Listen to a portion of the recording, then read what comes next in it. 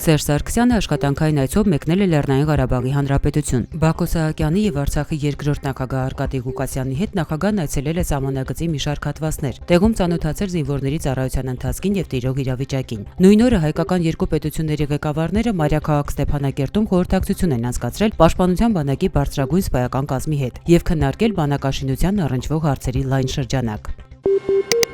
Ադրբեջանի նախագահի խորհրդական Նովրուզ Մամեդովը հայտարարել է, թե Սանկտ Պետերբուրգում նախագահների եռակողմ հանդիպման ժամանակ համաձայնություն է ձեռք բերվել փուլային կարգավորման տարբերակին, ըստ որի իբր Ադրբեջանին պետք է վերադարձվեն նախ 5, ապա 2 շրջանները, իսկ հետո հստակեցվի Միջանցքի հարցը։ Մամեդովին արձագանքել է Հայաստանի արտգործնախարարը։ Էդվարդ Նալբանդյանը հերքել է այս հայտարարությունը, նշելով, որ Սանկտ Պետերբուրգի գագաթնաժողովին հիմնահարցի հանգուցալուծմանը վերաբերող որևէ պայմանավորվածություն ձեռք չի բերվել, իսկ Մամեդովը երբեք չի մասնակցել որևէ բանակցությունների։ Հռոմի Պապին Զվարթնոց օդանավակայանում հունիսի 24-ին կդիմավորեն հայկական լավաշով եւ ծիրանով, մանկական երգչախմբի կատարումներով։ Նախագահի աշխատակազմի ղեկավարն այսօր ներկայացրել է երրորդյա այցի ծրագիրը։ Գյումրիում կաթոլիկների հովապետի մատուցած պատարագին եւ Երևանում խաղաղության աղոթքին մասնակցելու համար հազարավոր ուխտավորներ են Հայաստան ժամանելու արտասահմանից։ Այցի հետ կապված Երևանի որոշ կենտրոնական փողոցներ մի քանի ժամով կփակվեն։ Հռոմի Պապ Ֆրանցիսկոսը ուղերձ է հղել Հայաստան կատարելիք այցից առաջ։ Ես գալիս եմ որպես ուխտագնաց։ Այս հոբելյանական տարում թաթախվելու ձեր ժողովրդի հնագույն իմաստության մեջ եւ ըմպելու ձեր ժայռը, ինչպես ձեր հայտնի փորագիր խաչքարերն են, հավատքի աղբյուրից։ Սերժ Սարգսյանի հրամանագրով Գարեգին Մխիթարյանն ազատվել է ԱԱԾ հետախուզության գլխավոր վարչության պետի պաշտոնից։ Մեկ այլ հրամանագրով այդ պաշտոնում նշանակվել է Ստեփան Մելքոնյանը։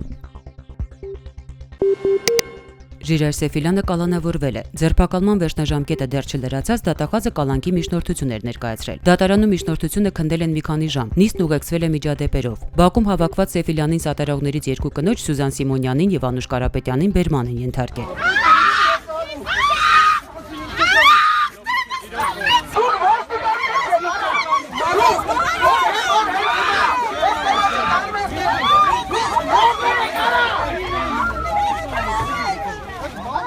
Սեֆիլյանի փաստաբան Արա Զաքարյանը լրագրողներին ասել է, որ գործը քաղաքական պատվեր է, պայմանավորված իր պաշտպանյալի քաղաքական գործունեությամբ։ Ենթադրելու համար կան մի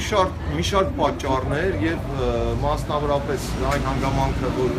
Ժիրայր Սեֆիլյանը որպես քաղաքական գործիչ հայտնի է հասարակությանը, հայտնի է ընդդիմադիր հայացքների համար եւ բոլորովին վերջերս բոլորս էլ տեղեկացանք, որ Ժիրայր Սեֆիլյանը նաեւ որոշակի հայտարարություններ արեց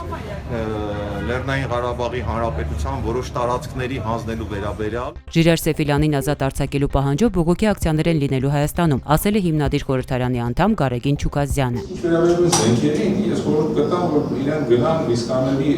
արսենալները դատարկեն զենքերին, որը շատ լավ ոչ միայն հանցագործությունը նկարահանված կա մարդասպանությունը։ Ժառանգություն կուսակցության փոխնախագահ Արմեն Մարտիրոսյանը իր հերթին խոսել է Սեֆիլյանի ձերբակալման իրավական բացերի մասին։ Նախ խուզարկության ժամանակ փաստաբանին թույլ չեն տվել մուտք գործել տուն, ինչը մարդու իրավունքների կոպիտ խախտում է։ Բացի դրանից չի հրապարակվել որևէ իրավական հիմք, թե ինչ կապ ունի Սեֆիլյանը մայիսի 20-ի վթարի հետ։ Դեպս այստեղ նստածներից որևէ մեկը չի ճանաչում, մայիսի 20-ի վթարի մասին էլ չգիտեմ տեղյակ են թե չէ, ես օրինակ այդ քննչական կոմիտեի հանրատարությունից եմ իմացել, որ ինչ որ մայիսի 20-ին այդպես վթար է եղել եւ այլ։ Նշենք, որ ըստ քննչական կոմիտեի այդ վթարից հետո մեքենայում զենք էր հայտնաբերվել, քրեական գործ էր հարուցվել, ինչի շրջանակում էլ ձերբակալվել է Սեֆիլյանը։ Այս գործով կա 9 մեղադրյալ, որոնց ինքնությունը չի հրապարակվում։ Սեֆիլյանի գաղափարակիցները պնդում են, որ համենայն դեպս իրենց շրջապատից ոչ ոք չի ձերբակալվել կամ կորել։ Ժիրայր Սեֆիլյանին ձերբակալելու որոշումը չէր լինի, եթե որոշ քաղաքական ուժեր չաջակցեին Բաղրամյան 26-ին։ Լրագրողներին ասել է ժողովրդավարական հայրենիք կուսակցության ղեկավարը։ Պետրոս Մակեյանի խոսքով իրենց ընդդիմադիր հռչակած այդ ուժերին այս անգամ միացել է նաև Հայ ազգային կոնգրեսը։ Քարորիա պատերազմը ցույց տվեց, որ Հայաստանում իշխանությունը դե ֆակտո գոյություն չուներ։ Մոտ մի շաբաթ 10 օր փաստացի ժողովուրդը ինքնակազմակերպվում էր, բանակը հատկապես պաշտպանության բանակը Արցախի գործում էր առանց այսպես կոչված գերագույն գլխավոր հրամանատարի ուղղակի ազդեցությամբ եւ բնականաբար Ժիրայր Սեֆիլյանի նմանները, որոնք նախաձեռնեցին ու նախաձեռնություն վերցրեցին հստակ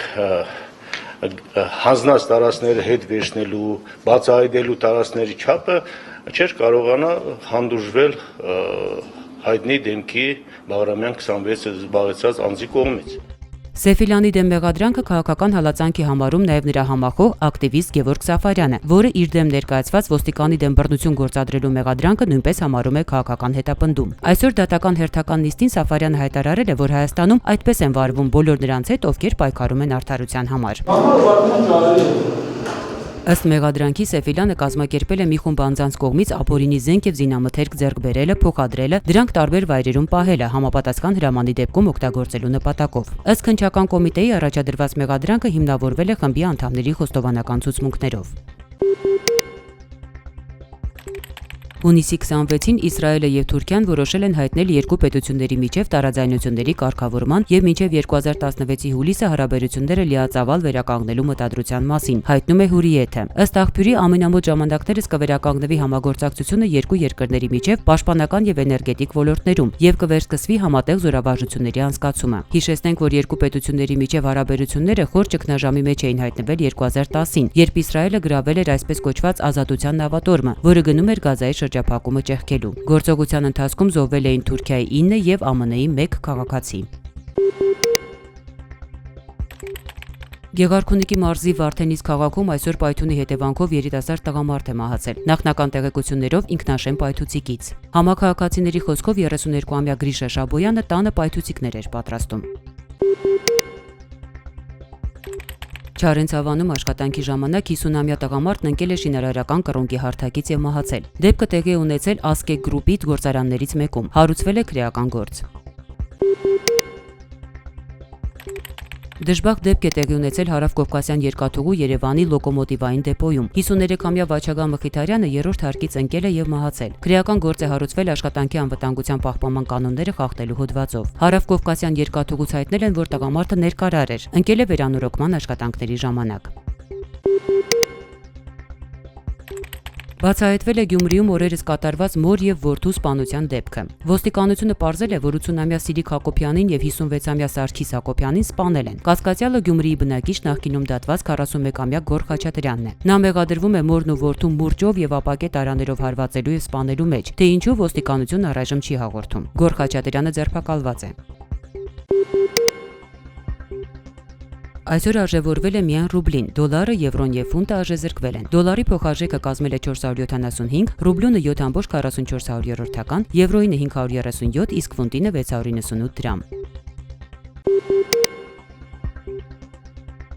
Հունիսի 23-ին Երևանում հնարավոր է կարճատև անձրև։ Այս գիշեր սպասվում է 17-ից 19, իսկ վաղը ցերեկը 31-ից 33 աստիճան տաքություն։